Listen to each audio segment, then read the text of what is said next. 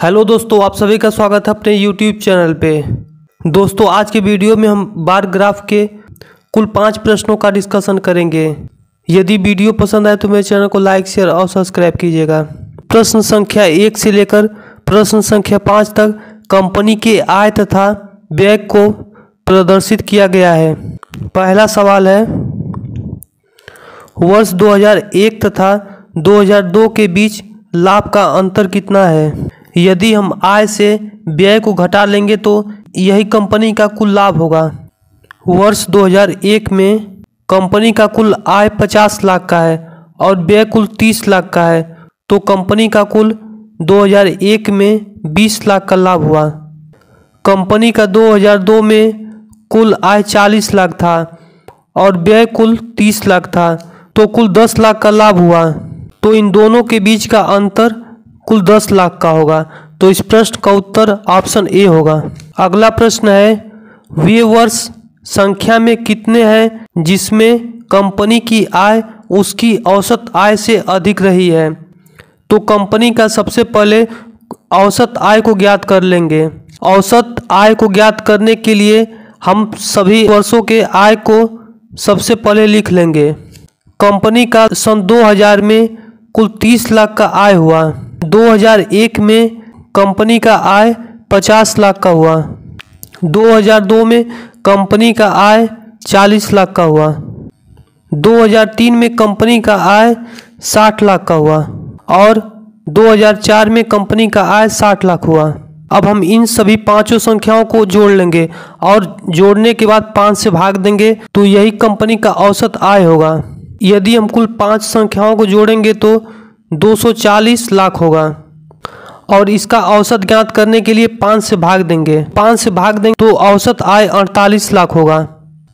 अब प्रश्न के अनुसार अब हम यह देखेंगे कि किस वर्ष में कंपनी की औसत आय से उसकी आय अधिक थी। सन 2000 में कंपनी की आय 30 लाख थी और कंपनी की औसत आय 48 लाख है, तो यह औसत आय कम है और हमको देखना है सबसे अधिक किस वर्ष रही। 2001 में कंपनी की आय 50 लाख थी और औसत आय 48 लाख थी, तो इस प्रकार 2001 में कंपनी की आय उसकी औसत आय से अधिक थी।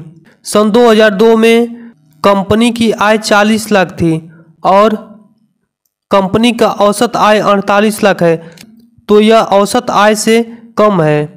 2003 में कंपनी की आय 60 लाख थी और कंपनी की औसत आय 48 लाख है, तो यह कंपनी की औसत आय से अधिक है। 2004 में कंपनी की आय 60 लाख थी, तो इस प्रकार 2004 में कंपनी की आय कंपनी की औसत आय से अधिक थी। तो इस प्रकार कुल 3 वर्षों में कंपनी की आय उसकी औसत आय से अधिक थी। अगला प्रश्न है, वर्ष 2002 से 2003 तक कंपनी के व्यय में कितनी प्रतिशत की वृद्धि हुई? 2002 में कंपनी का व्यय 30 लाख था। 2003 में कंपनी का व्यय 40 लाख था, तो इस प्रकार कुल 10 लाख की वृद्धि हुई। तो प्रतिशत में वृद्धि ज्ञात करने के लिए 10 बटा में 30 और 100 से भाग देंगे। एक 0 से 0 यहाँ पर कैंसिल होगा। 100 बटा में 3 या इसको 33 सही 1/3 भी लिख सकते हैं। अगला प्रश्न है, वर्ष 2002 में कंपनी की आय उसके किस वर्ष के व्यय के बराबर थी?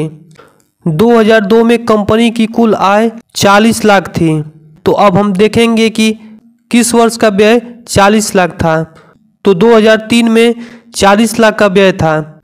वर्ष 2003 में कंपनी का व्यय 2002 में कंपनी की आय के बराबर थी। अगला प्रश्न है, कंपनी का लाभ सर्वाधिक किस वर्ष में रहा? कंपनी का लाभ ज्ञात करने के लिए आय से व्यय को घटा लेंगे। सन 2000 में कंपनी का आय 30 लाख था और व्यय 20 लाख था, तो कुल कंपनी का सन 2000 में लाभ 10 लाख का हुआ। 2001 में कंपनी का आय 50 लाख था और व्यय 30 लाख था, तो लाभ कुल 20 लाख का हुआ। 2002 में कंपनी का आय 40 लाख था और व्यय 30 लाख था, तो कुल लाभ 10 लाख का हुआ। 2003 में कंपनी का आय 60 लाख था और व्यय कुल 40 लाख था। इस प्रकार कुल 2003 में लाभ 20 लाख का हुआ। 2004 में कंपनी का आय 60 लाख और व्यय कुल 35 लाख। इस प्रकार कंपनी का 2004 में 25 लाख का लाभ हुआ। अब प्रश्न के अनुसार कंपनी का लाभ सर्वाधिक किस वर्ष में रहा? तो कंपनी का लाभ सर्वाधिक 2004 में 25 लाख का हुआ। मिलते हैं अगले वीडियो में, तब तक के लिए धन्यवाद।